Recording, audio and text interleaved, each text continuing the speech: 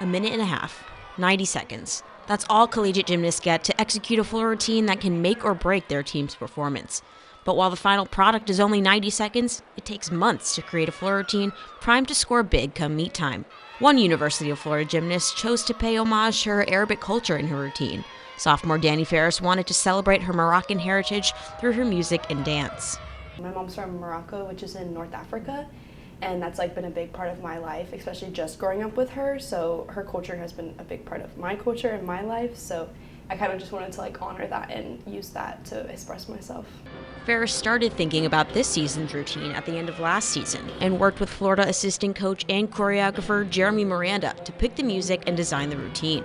Danie has always had more of a Moroccan theme because of her heritage, her family, and she expressed to me actually during last season that she still wanted to kind of continue in that vein to kind of help, spearhead ideas in terms of music. And then she throws me a curveball and says, I want Drunken Love as my intro from Beyonce. And I'm like, whoa, wait a minute, how are we gonna navigate that, that iconic Beyonce sound at the beginning and then still somehow tie in this Moroccan feel? That's where Miranda's brain goes to work, but it took all summer to find the right music. So we ended up starting with Drunken Love because that's the intro that she absolutely was hell-bent on. And then there was a really cool Nefertiti kind of build music that just kind of transitioned really well because it was that slow pulse, and then was able to push her through her first pass, which was really nice. And then we anchored the whole thing with Habibi, which was the last piece that kind of brings it all back to, her Moroccan heritage. So once the music is set, next comes choreography. Miranda said they don't really talk about choreography in advance, they just set a day. I do research, I absolutely do. I go and look at their level 7 routines, 8, 9, 10, any of their elite years. I try to go through and not necessarily pick moves, but just find patterns in their movement. They always chasse with this leg into their leap, or they like to start on the ground, or they like to finish on the ground, or what are some of the ways that they've gotten to the floor before, or what are some of the beginning poses that they felt comfortable starting in. I also say that I'm kind of like an eye doctor. When you go into the eye doctor, they're like, does A look better, or does B look better, or does C look better? And you kind of explain, your level of clarity with your eye to the eye doctor so they can kind of customize your vision plan. So it's kind of the same thing with dance. We come up with a beginning pose, we start there. We literally do it chronologically through the routine. Just that collaboration piece, I think, is what ultimately makes them look so custom, because then it's literally created on them, for them, and not me just coming in and saying, this is what I envision in my mind, because then I feel like they would all start to look the same. In regards to her tumbling passes, Ferris does the same 2 passes she competed last season. The first is a tuck full in, which essentially combines a double backflip with a full twist. Her second pass is a 1.5 front layout, meaning she does a round off, a 1.5 twist, and then a front layout.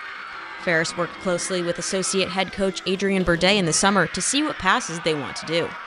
And by, I would say, October, November now, right before season start, we need to know exactly what you're capable of competing every Friday night. Not just competing it, but competing it with confidence, and competing it as, hey, this is easy for me, I can score high, I can help my team. The plan was originally for Ferris to compete a double layout this season. They stopped training the pass after a small injury, but Burdett is hopeful Ferris will compete the pass next season.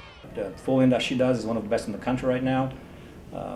I feel like she's very confident in what her routine is right now.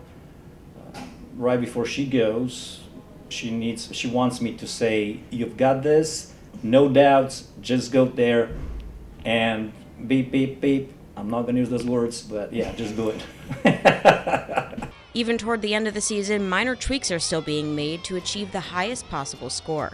All the routines are living, breathing organisms, and so they're constantly fluxing, changing. In fact, we just changed her ending 2 meets ago. We had found that the way that she was landing and finishing her last pass, it just looked kind of like a built-in deduction, and so we're now dancing into a pose out of her last pass, and then using that pose to get her rolled down into the ground for her ending gator chomp. So yeah, even this late in the season, we're still making little tweaks here and there to maximize the artistic component, but also minimize deductions. As the season comes to an end and the Gators look to compete for a national championship, Ferris is focused on doing what she does every day in the gym. A big thing I've been trying to focus on now is just like doing my normal, going out there, dancing, having fun, doing what I know how to do, and same thing with the tumbling, just going out there and do what I do and training every day. When meet time comes and that music starts, she hopes people will recognize her love for her Arabic culture through her routine. I want people to be like, oh, like, that's like Arabic music, or people, definitely like my family at home, I want them to be like, oh, I recognize this song, or like, just like show like how much love I have for them and my people. For WUFT Sports, I'm Scarlett Cooney.